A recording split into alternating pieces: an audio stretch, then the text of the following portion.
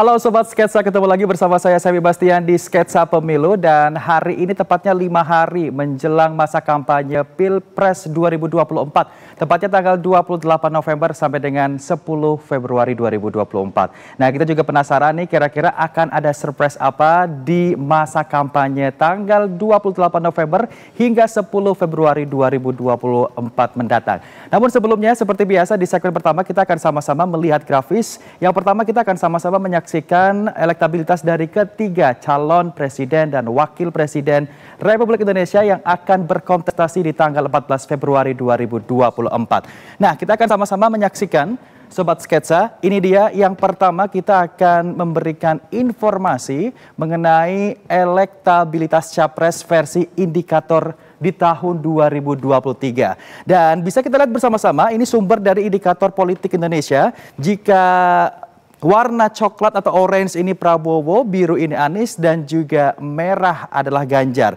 Kita perhatikan dari mulai bulan Februari, ternyata pasangan Prabowo dan juga Gibran hanya ada di angka 25%. Kemudian Anies Baswedan dan juga Caimin di angka kurang dari 30%, dan Ganjar Pranowo dan juga Mahfud MD lebih dari 35%. Namun jika kita bandingkan di bulan Agustus, justru pasangan Prabowo Subianto dan juga Gibran Rakabuming bisa dikatakan prestasi dan juga presentasinya naik dari 25% di bulan Agustus ada di angka kurang dari 35 namun lebih dari 30%. Namun begitu pasangan Ganjar Pranowo dan juga Mahfud MD juga merupakan pasangan yang elektabilitasnya menurun dengan angka 34,5% di bulan setelah Agustus. Nah, itu dia tren elektabilitas capres versi indikator di tahun 2023 yang bisa kita lihat bersama-sama dari bulan Februari sampai dengan bulan September bahkan November 2023. Seperti yang kita ketahui, pasti akan ada naik dan juga turun presentasi elektabilitas calon presiden dan juga wakil presiden di tahun 2024 mendatang. Nah, kita akan sama-sama menyaksikan juga beberapa hal yang harus kita perhatikan menjelang pemilihan umum tahun 2024 mendatang. Salah satunya adalah tren berita bohong di media sosial. Karena hari ini kita akan sama-sama membahas mengenai pemilu dan juga media sosial. Tapi sebelum kita membahas hal tersebut atau berita tersebut, informasi selanjutnya nih Sobat Sketsa, ada informasi peta politik Pilpres menjelang masa kampanye pemilu 2024. Ini dia cuplikannya. Sobat Sketsa, masa kampanye Pilpres 2024 akan dimulai 28 November mendatang. Sejumlah pengamat politik membaca peta kekuatan 3 kandidat, yaitu Anies Baswedan, Prabowo Subianto, dan Ganjar Pranowo. Bagaimana kekuatannya dan bagaimana pula petanya? Beragam survei elektabilitas terus bertebaran di berbagai media dengan menyajikan angka-angka hasil survei. Gambarannya seperti ini Sobat. Masing-masing paslon punya kekuatan sebagaimana tergambar pada kekuatan kursi parpol pendukung di parlemen. Anies Mohaimin punya kekuatan 29,04%. Prabowo Gibran berkekuatan 42,67%. Sedangkan Ganjar Mahfud punya kekuatan 28,06% suara sah nasional pemilu 2019. Peta ini semakin dilengkapi dengan angka-angka hasil survei berbagai lembaga. Survei Poltreking terbaru menyebutkan Prabowo Gibran punya elektabilitas 42,2%, Ganjar Mahfud 30,1%, dan Anies Mohaimin 24,4%. Survei Indikator Politik Oktober 2023 menyebut Prabowo Gibran 36,1%, Ganjar Mahfud 33,7%, dan Anies Mohaimin 23,7%. Populi Center pada 29 Oktober hingga 5 November 2023 mengungkapkan elektabilitas Prabowo Gibran 43,1%, Ganjar Mahfud 23%, dan Anies Mohaimin 22,3%. Peta politik dukungan parpol di parlemen dan angka survei akan memberi keyakinan masing-masing paslon dan koalisi pendukungnya untuk lebih menggencarkan mesin politik mereka. Itu baru dilihat dari kekuatan di parlemen, sobat. Masih ada sudut lainnya. Peta politik ditilik dari sudut lain oleh beragam pihak, yakni kekuatan posisi. Peneliti Brin Wasisto di sejumlah media menilai, pasangan Anies Mohaimin memposisikan diri sebagai sosok yang pro kepentingan generasi muda kalangan menengah, sebagaimana kemasan program seperti soal hunian, pekerjaan, beasiswa, kemudian kebijakan mental. Pasangan Prabowo Gibran menyasar basis pemilih Jokowi dan masih terinspirasi melanjutkan program-program Jokowi.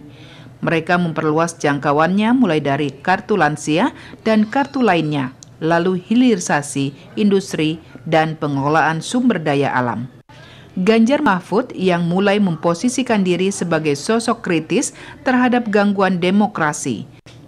Narasi itu sebagai upaya refleksi diri dari peristiwa politik belakangan ini yang muncul di media sosial di kalangan kelas menengah. Itulah kekuatan pasangan calon.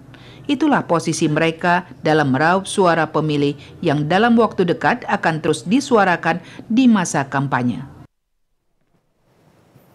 Ya, itulah dia informasi mengenai peta politik Pilpres jelang kampanye 2024 mendatang. Nah, berbicara mengenai Pilpres dan juga media sosial, ini ternyata sudah banyak anak-anak muda, Gen Z dan juga milenial yang menentukan pilihan di tanggal 14 Februari 2024 nanti. Ini dibuktikan dengan cuitan mereka dan juga boleh dikatakan caption mereka di media sosial mengenai 3 calon presiden dan juga wakil presiden di 2024 mendatang.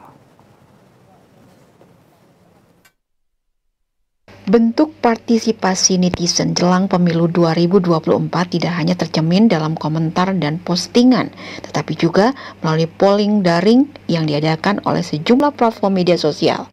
Netizen tampaknya tidak hanya berbicara tentang isu-isu kebijakan, tetapi juga mempertimbangkan karakter, integritas, dan rekam jejak calon sebagai faktor penentu dalam mendukung kandidat tertentu.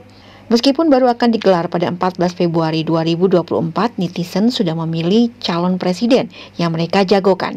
3 nama yang telah terpampang sebagai calon presiden Republik Indonesia tahun 2024 yakni Anies Baswedan, Prabowo Subianto, dan Ganjar Pranowo. Dari ketiga kandidat tersebut, ada capres yang paling populer di mata netizen. Diambil dari polling @CNBC Indonesia, Prabowo menempati urutan pertama dengan porsi suara 41%. Disusul Ganjar di nomor kedua dengan 38%, sementara Anies di urutan ketiga dengan sharing 21% lewat jumlah voter pada polling ini hanya sebanyak 429 orang di akun Instagram. Sementara pada Twitter posisinya terbalik, di mana nama Anies paling populer mencapai 63,4%. Nomor kedua Ganjar dengan 21% dan Prabowo sebesar 15,6%. Adapun jumlah voter di Twitter jauh lebih banyak, yakni 75.692 suara. Namun yang perlu diketahui, media sosial tidak mencerminkan statement real di lapangan. Sejak Pilpres 2014, medsos menjadi alat kampanye yang cukup efektif.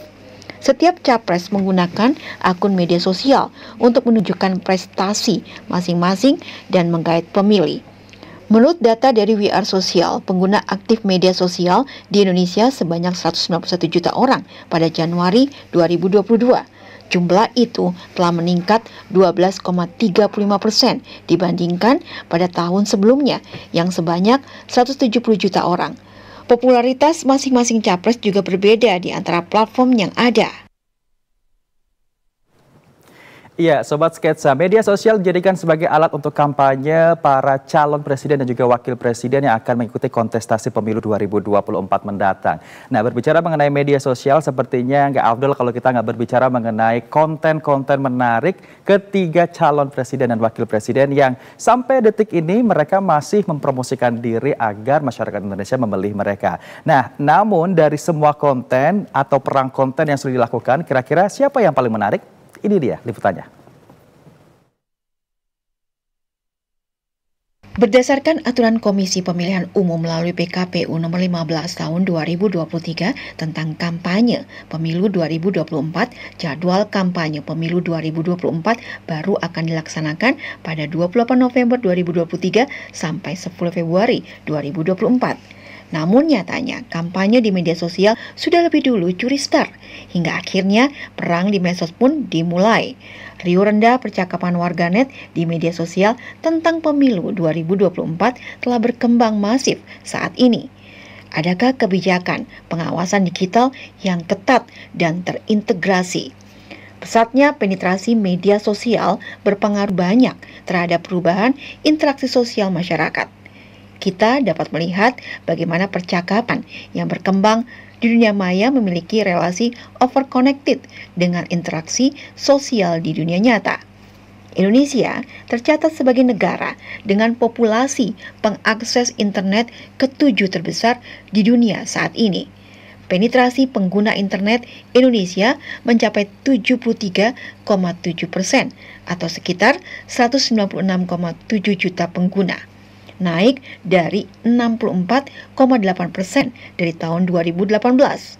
Adapun porsi terbesar pengguna internet tersebut terserap dalam bentuk media sosial sebanyak 92% dengan intensitas pengguna untuk mendapatkan informasi dan berkomunikasi sebesar 90%. Artinya, setiap individu di Indonesia kurang lebih memiliki 2 aplikasi media sosial di setiap perangkat. Media sosial menjadi arena utama di mana perang konten digital ini berlangsung. Partai politik dan elit politik menggunakan berbagai platform untuk menyebarkan narasi yang mendukung mereka dan merusak citra lawan-lawannya. Kehadiran bot dan akun palsu semakin mempersulit pemilih untuk membedakan antara informasi yang benar dan manipulasi. Masyarakat yang semula berharap mendapatkan informasi yang jelas dan objektif justru terjebak dalam aliran informasi yang terdistorsi. Kondisi ini meruncing menjadi polarisasi yang merugikan proses demokrasi, di mana dialog konstruktif dan pemahaman bersama sulit tercapai. Dalam perang konten digital yang intens ini, penting bagi masyarakat untuk menjadi pemilih yang cerdas dan kritis. Pendidikan politik dan literasi digital menjadi kunci untuk mengatasi dampak negatif dari perang konten yang semakin merajalela menjelang Pilpres 2024. Ya, Sobat Sketsa, perang media sosial jelang masa kampanye pemilu 2024 akan kita bahas sesaat lagi bersama narasumber kita di studio Sketsa Pemilu. Tapi jangan kemana-mana, kita akan saksikan informasi selengkapnya tetap di Sketsa Pemilu.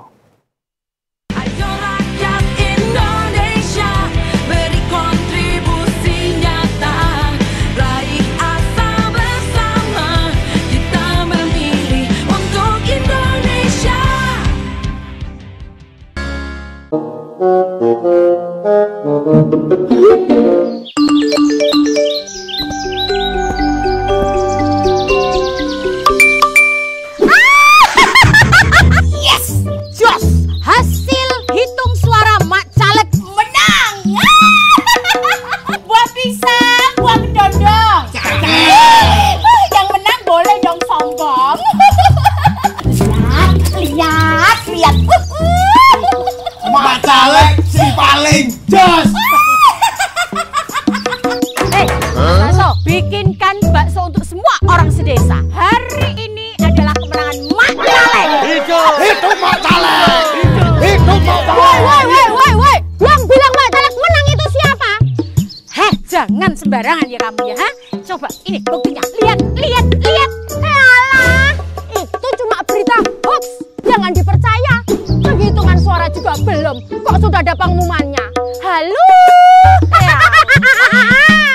Penyebar hoax bisa dipenjara loh. Ayo, pemilih cerdas, lawan hoax. Semua gara-gara kalian. Sabar Mak Calegku. Biar silaturahmi ndak putus, pinjem dulu 100.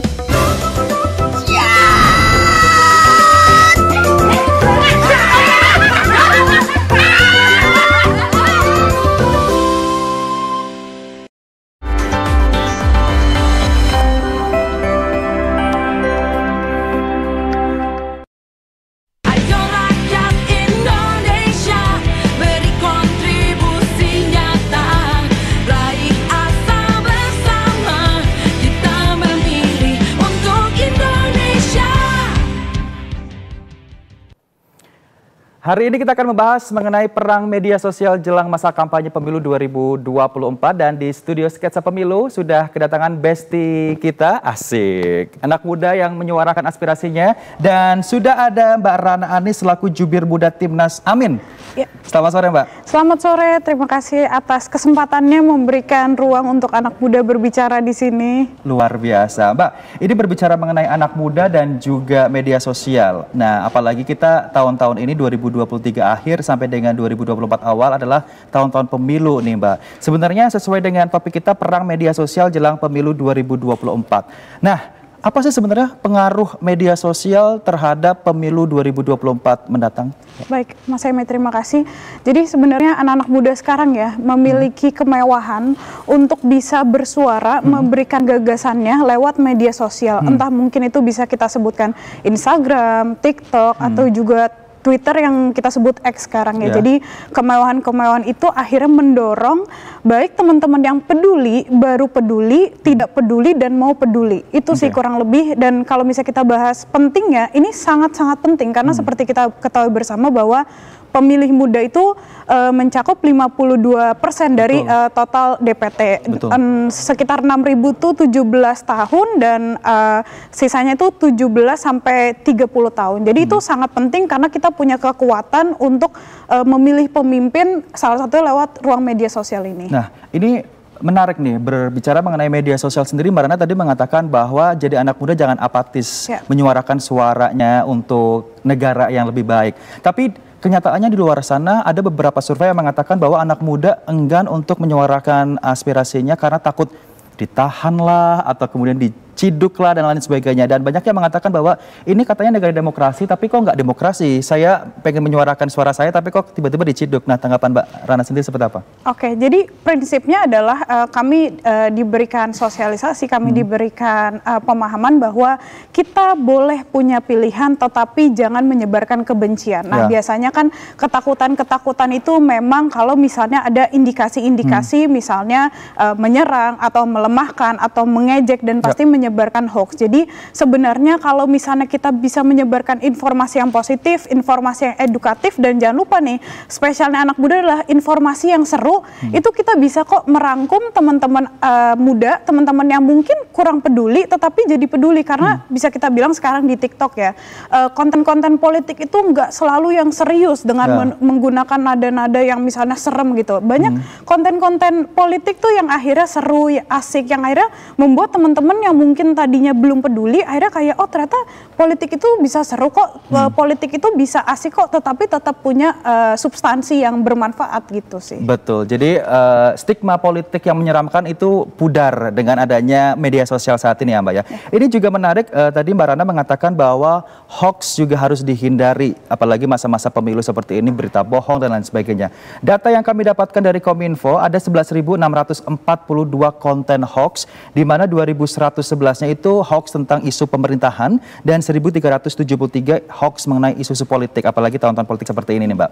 Dari Timnas Amin, sosialisasi seperti apa untuk anak muda mengenai dampak negatif positifnya media sosial ini Mbak? Baik, jadi pasti kita sangat mengutamakan salah satunya adalah konten-konten lewat media sosial. Tetapi yang harus diingat adalah kita harus kritis terhadap setiap informasi dan kita harus double check setiap informasi gitu. Jangan sampai ini kan mungkin sering terjadi terutama di WhatsApp ya.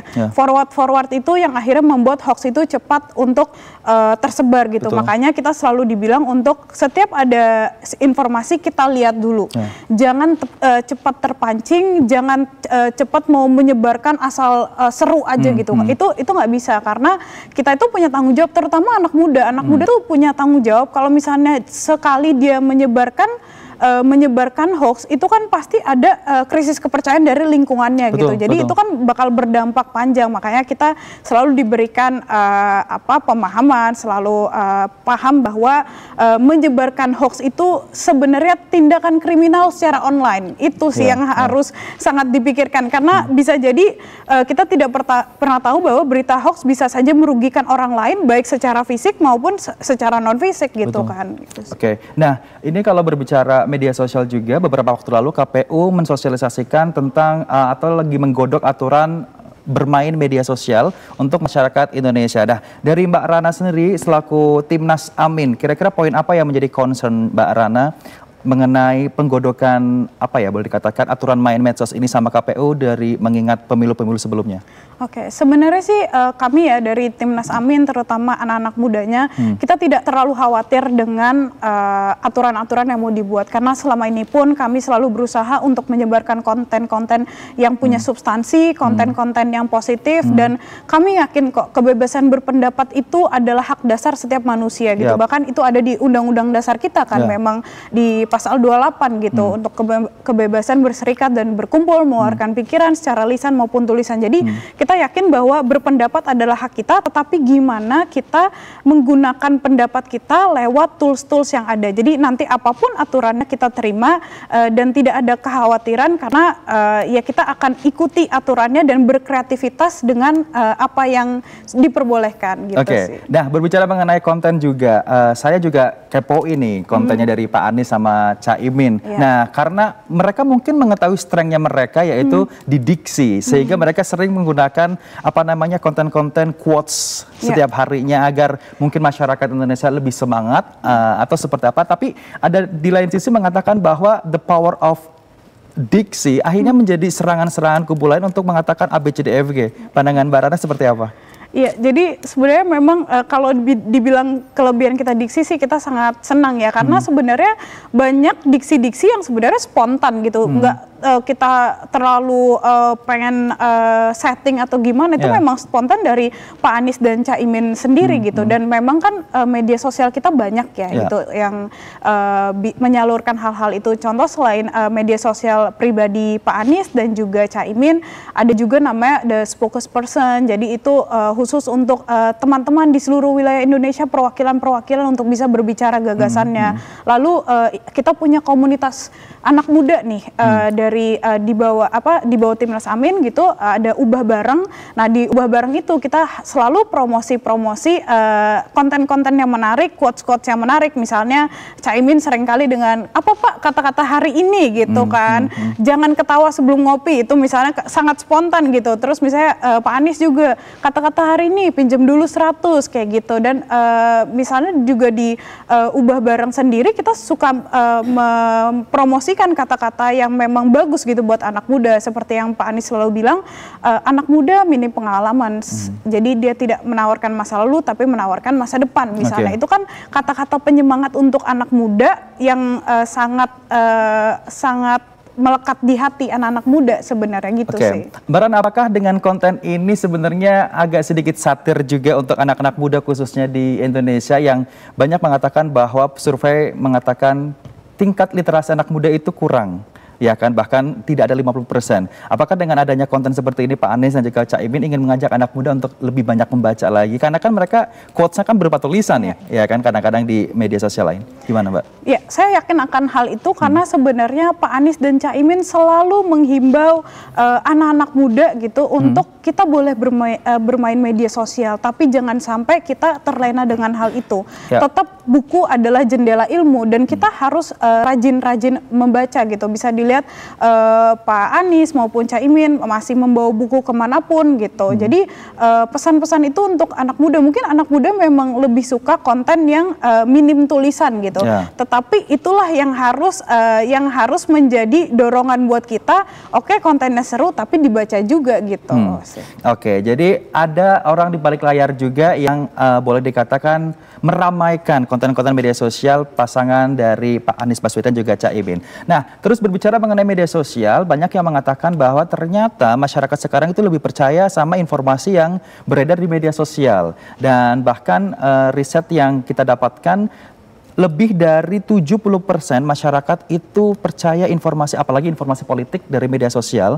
Tapi faktanya sebenarnya informasi-informasi yang paling valid itu harusnya ada di media televisi, karena media sosial itu kan media yang kita bikin sendiri, kita ngeposting sendiri, dan kita bikin caption sendiri. Kalau di media televisi kan ada editorialnya itu Mbak ya. Nah, tanggapan dari Mbak Rana seperti apa? Apakah dari tim ses atau Timnas Amin ini sendiri ada sosialisasinya Mbak?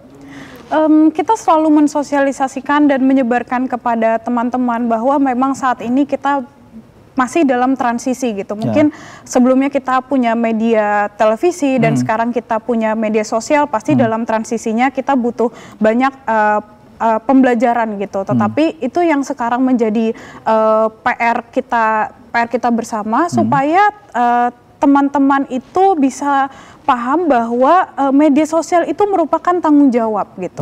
Jadi media sosial itu bukan hanya sekedar akun, tetapi juga tanggung jawab. Dengan semakin besarnya masyarakat yang memiliki media sosial, kita seharusnya paham, terutama anak-anak muda, dan ini juga yang selalu diberikan pemahamannya kepada kami, ini adalah tanggung jawab untuk kita memberikan informasi. Karena kalau sampai kita menyebarkan informasi yang salah, kita bisa merugikan orang banyak. Jadi gitu, yang poin yang penting adalah media sosial merupakan tanggung jawab gitu. Selain dia tools, tapi juga tanggung jawab untuk anak-anak muda. Oke, wow, nggak heran kalau tadi di VT sebelum commercial break, ternyata tingkat kepuasan masyarakat dengan polling yang dilakukan di X atau Twitter, Pak Anies nomor 1, 60%. Luar biasa. Apakah dengan cara seperti ini nantinya akan efektif juga menjadikan Pak Anies Baswedan dan juga Caimin menjadi pemenang di kontestasi pemilu 2024? Nah, masih berbicara mengenai media sosial, beberapa waktu lalu keluarlah visi dan misi dari Amin ini. Anies Baswedan, Caimin. Banyak sekali anak muda yang di luar sana boleh dikatakan headline tentang lapangan pekerjaan dan juga pendidikan. Begitu juga dengan pasangan yang lain. Nah, kalau dari pasangan Amin sendiri, apa yang ingin ditawarkan jika nanti menang? Hal konkret apa yang ingin ditawarkan kepada anak muda khususnya untuk masalah pendidikan dan juga tenaga kerjaan? Memang terutama lapangan pekerjaan ya, karena lapangan pekerjaan ini PR untuk anak-anak muda. Mungkin memang saya lebih concern ke anak-anak muda milenial dan Gen Z soal lapangan pekerjaan tersebut, karena salah satu concern di visi misi pun adalah penyediaan lapangan kerja gitu. Kenapa itu penting? Karena tingkat pengangguran kita banyak sekali, dan ini sebenarnya punya relasi, Mas. Kayak misalnya, kenapa sih hoax itu tinggi gitu? Kenapa banyak orang yang pada akhirnya menyebarkan berita-berita? Karena mungkin tingkat pengangguran menyebabkan intensitas bermain media sosial itu sangat tinggi, sehingga yang harusnya dikerjakan di waktu 2 jam akhirnya 3, 4, 5 jam udah nggak tahu apa lagi yang mau dikerjain, tapi tetap buka media sosial, dan akhirnya ya udah iseng, berawal dari iseng. Kita sering banget dengar bahwa nggak tahu apa yang mau dikerjain tapi ngerjain orang gitu. Iya gitu. Jadi memang lapangan pekerjaan ini menjadi concern kita, dan pastinya pendidikan pun kita tahu bersama bahwa pendidikan menjadi concern untuk Pak Anies. Mungkin salah satunya yang baru diomongin tentang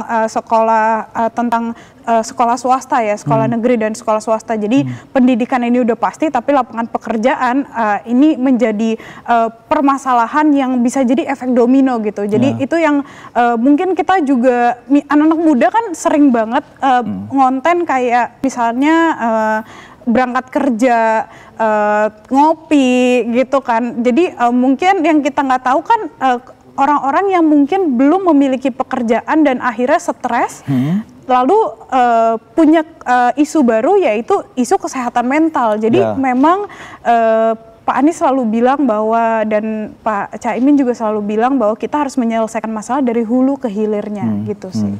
Nah, dari hulu ke hilir, seberapa yakin Mbak Rana nanti jika nanti pasangan Amin ini terpilih memecahkan masalah pendidikan dan juga garis kemiskinan dalam tanda kutip di sini lapangan pekerjaan akan maksimal?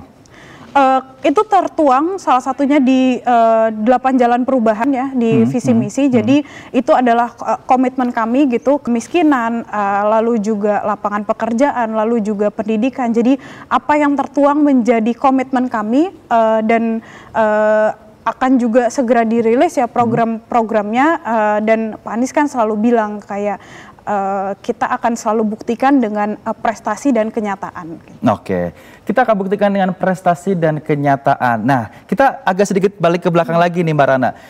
Kalau kita melihat lini masa kampanye, ini banyak yang mengatakan, ini ada pro dan kontra. Banyak yang mengatakan bahwa masa kampanye tahun 2024 ini sangat sedikit, 75 hari, which is dari tanggal 28 November sampai dengan 10 Februari 2024.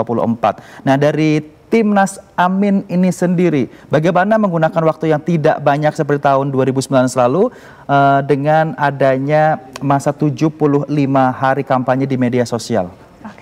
Jadi memang di masa yang mungkin cukup singkat ini memang kami semua berkomitmen untuk kerja keras. Jadi walaupun masa ini sedikit tapi bukan jaminan tidak bisa berkualitas. Jadi malah dengan waktu yang sempit ini kita berkomitmen, kita kerja keras dan untuk bisa menyentuh seluruh lapisan masyarakat. Jadi saya rasa memang ini bukan kekhawatiran yang terlalu tinggi karena kita juga berusaha membuat strategi-strategi untuk bisa menyentuh semuanya dan sebenarnya kan ada orang yang bilang ada waktu yang lama tapi tidak berkualitas. Jadi waktu yang singkat berkualitas mungkin akan lebih menyentuh ke hati masyarakat. Asik, waduh, ini benar-benar amin banget di quote of the day.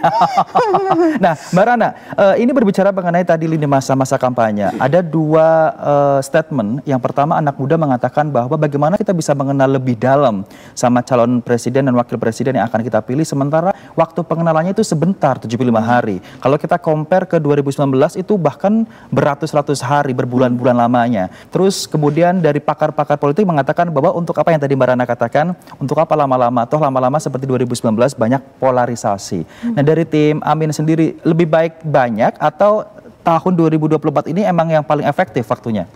Oke, sebenarnya kita melihat aja apa yang sekarang ada. Yang sekarang ada memang waktu dan kondisi yang seperti ini. Jadi gimana kita memaksimalkan hal-hal yang ada. Nah, sebenarnya ini juga bisa kita sampaikan bahwa salah satu strategi dari Timnas Amin melalui komunitas Ubah Bareng, kita itu punya acara atau kegiatan namanya Desak Anies gitu.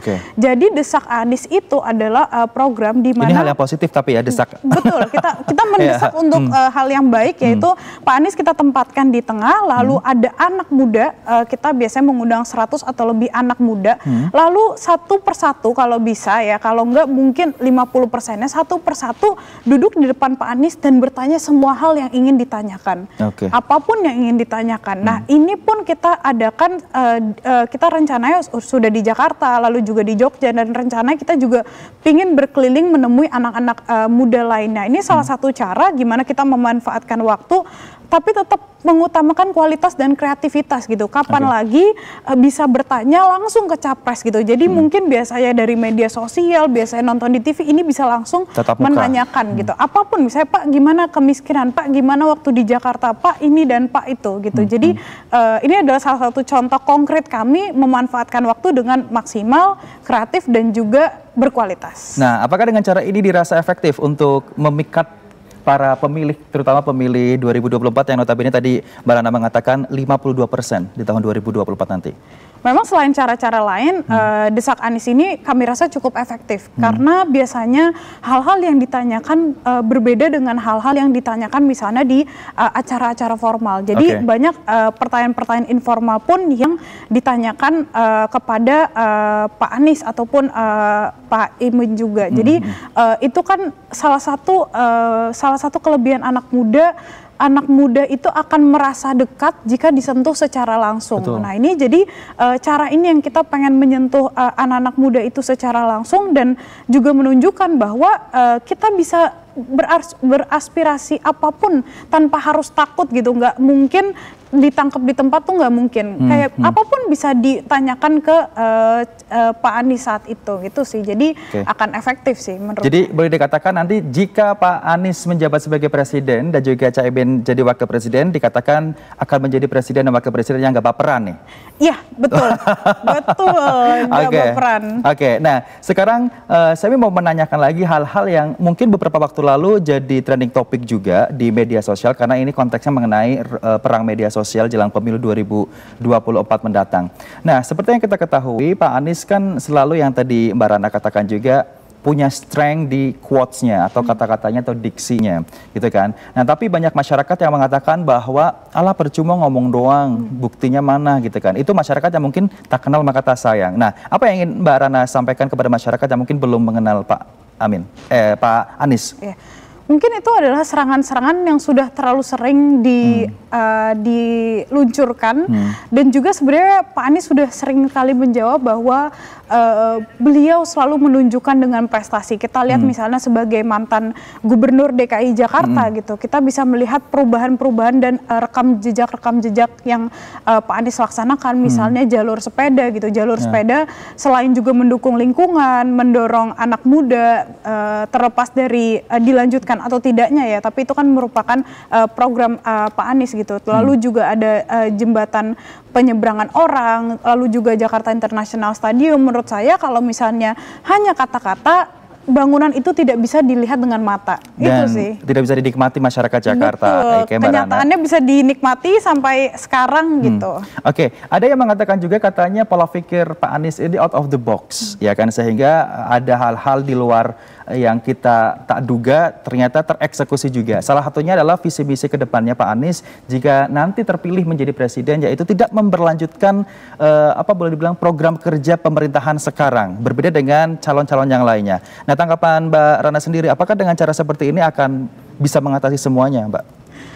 Sebenarnya memang anggapan-anggapan seperti itu ada, tapi Pak Anies juga sudah pernah berstatement bahwa program-program yang baik kita lanjutkan, tetapi program-program yang dirasa kurang mumpuni gitu kita perbaiki dan kita rubah menjadi program yang lebih baik.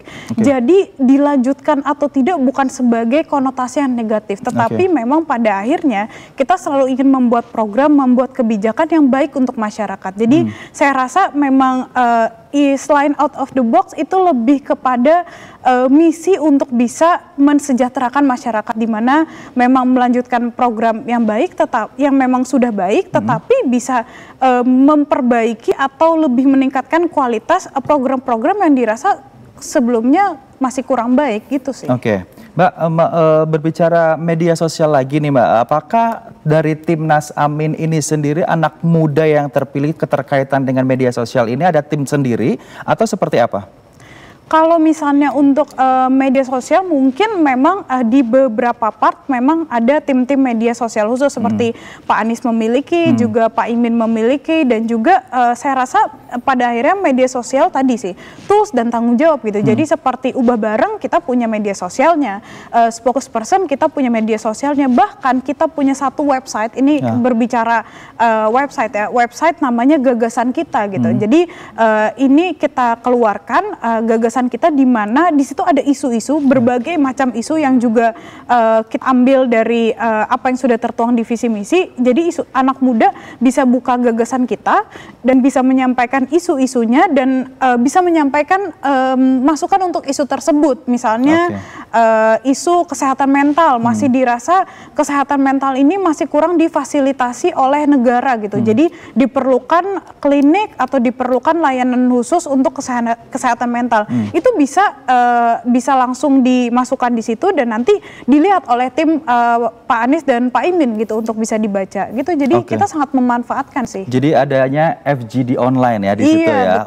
Jadi memanfaatkan anak muda juga untuk berpikir kritis. Nah, ini menarik, ini di luar dari media sosial. Karena bintang tamu semi hari ini adalah perempuan nih. Saya mau nanya nih, apakah di Timnas Amin atau di timnya Amin sendiri ini keberpihakan atau keberlakuan atau penerimaan perempuan itu persentasenya banyak atau sedikit? Karena kemarin kita habis membahas nih perempuan dan juga politik. Ya, saya agak membara-bara nih kalau membahas perempuan ya. Jadi ya kami bersyukur bahwa memang keterwakilan perempuan di Timnas Amin itu cukup banyak. Bisa dibilang range-nya 30-40% gitu. Bahkan sekjen adalah perempuan gitu kan. Jadi memang Pak Anies dan Pak Imin ini konsisten gitu untuk bisa empower woman gitu, mendukung peran-peran perempuan, bahkan di salah satu linknya dikatakan bahwa kita mendukung perempuan untuk berperan gitu. Jadi dan saya pun ada di sini dipercaya salah satu bukti bahwa Pak Anies dan Pak Imin sangat mendukung perempuan dimanapun dan tidak meragukan, tidak membeda-bedakan, tidak ada diskriminasi. Jadi itu penting sih. Ketika hari ini kita berbicara soal mendukung peran perempuan, bagi saya ini sangat penting dan sangat prinsip ya untuk mungkin untuk ketiga pasangan capres gitu, dan saya bisa menjamin di Timnas Amin bahwa perempuan sangat didukung gitu. Oke, saking didukungnya tadi Mbak Rana mengatakan bahwa ada 30 hingga 40%, which is di sini adalah di atas batas rata-rata dari pemerintah untuk mengatakan perempuan harus diberdayakan. Oke, Mbak Rana, terakhir nih, apa yang ingin Mbak Rana sampaikan untuk sobat sketsa di rumah yang sedang menyaksikan kita di sini? Oke, halo sobat sketsa semua, anak-anak muda gitu, kita sama anak-anak muda.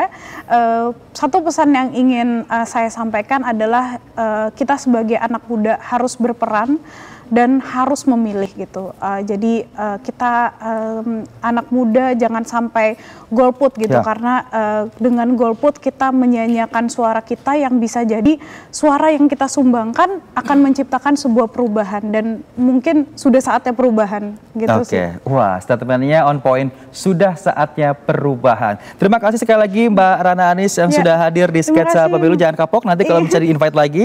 Dan itu dia Sobat Sketsa, obrolan seru semi bersama dengan Mbak Rana, dan jangan kemana-mana. Setelah ini kita akan ada informasi menarik lainnya, tetap di Sketsa Pemilu.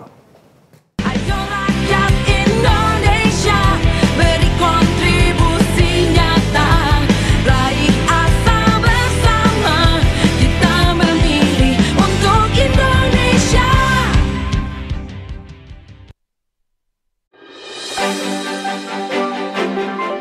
Pesta demokrasi akan menentukan siapa pemimpin pilihan rakyat. Bagaimana dan siapa pilihan Anda?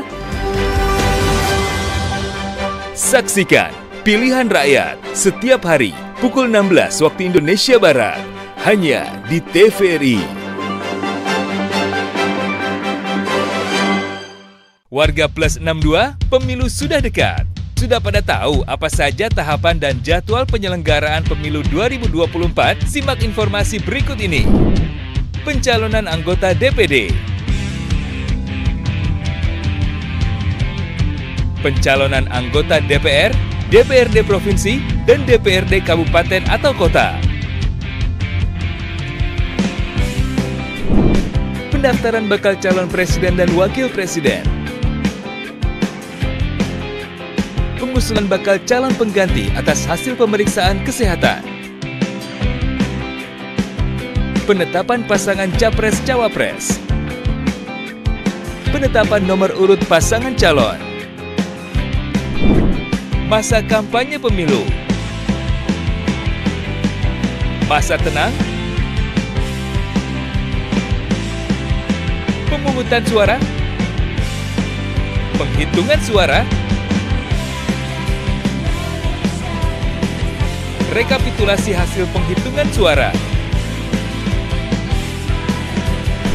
Suara rakyat, suara pemilu.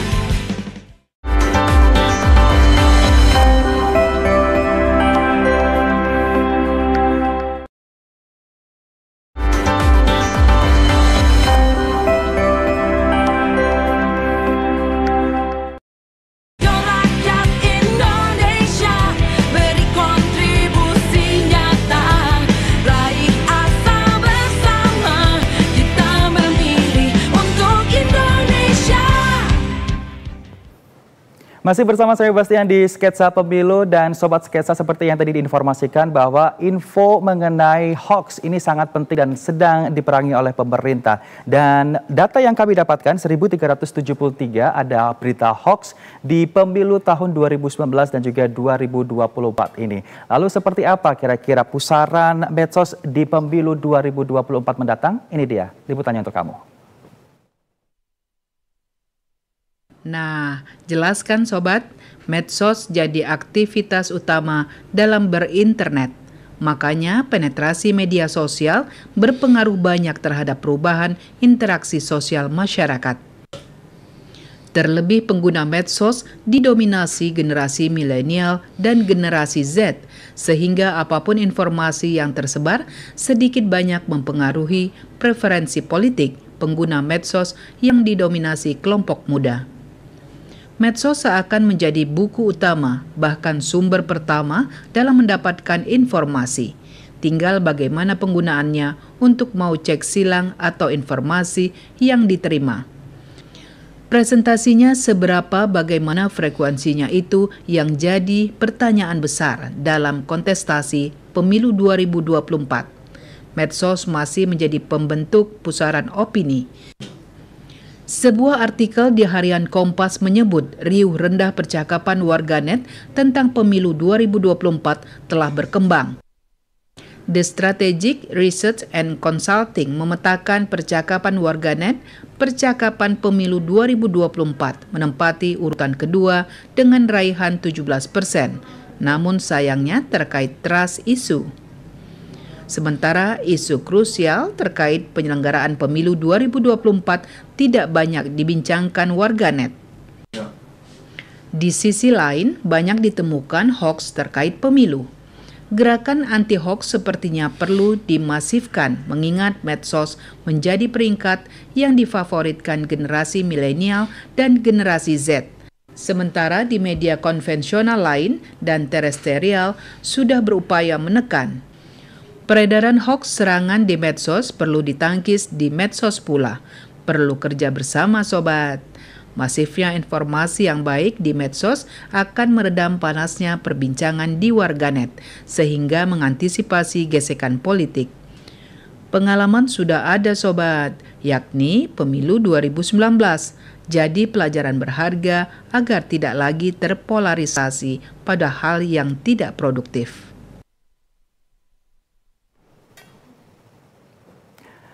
Ya, semoga pelajaran yang sangat luar biasa bisa didapatkan pada pemilihan umum tahun 2019 kemarin. Dan sekarang kita menuju ke informasi lain. Ada beberapa mahasiswa dan juga anak muda yang ingin menyuarakan aspirasinya kepada calon presiden dan juga wakil presiden. Dan berbicara mengenai favorit ataupun ngetopnya capres-cawapres tahun 2024 mendatang, kira-kira ada beberapa persenkah atau ada beberapa orangkah yang mengagumi calon presiden dan juga wakil presiden di tahun 2024? Ini dia informasi mengenai seberapa ngetop capres tahun 2024.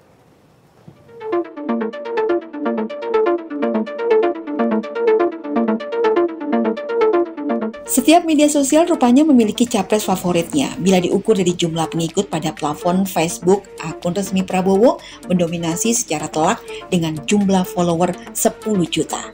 Jauh di atas Ganjar yang cuma 2,3 juta dan Anies 1,9 juta.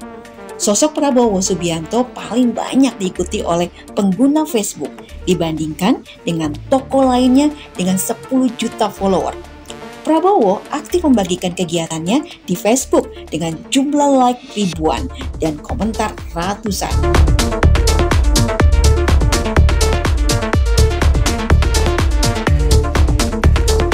Pada akun Twitter yang dikenal lebih bebas dan panas perdebatannya, Anies menang tipis dengan jumlah 4,9 juta dibandingkan Prabowo sebanyak 4,6 juta.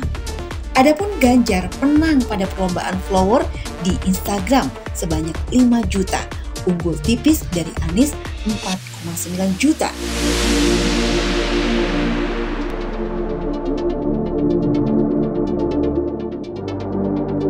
Pada dasarnya, menang ala pengikut di media sosial ini amat bias karena banyak cara yang mendongkrak jumlah follower secara tidak alami, yakni menggunakan jasa-jasa penambahan jumlah pengikut yang banyak dijumpai di internet.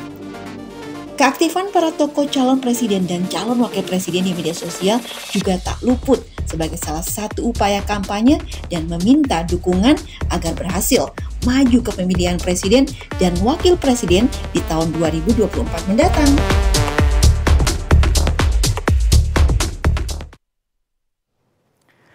Ya, informasi tadi sekaligus menutup perjumpaan kita di Sketsa Pemilu. Jangan sampai lupa tanggal 14 Februari gunakan hak pilih kamu untuk Indonesia lebih maju. Dan jangan sampai lupa juga saksikan Sketsa Pemilu yang hadir setiap hari pukul 17 sampai dengan 18 waktu Indonesia Barat. Akhirnya saya Bastian pamit undur diri dan sampai jumpa.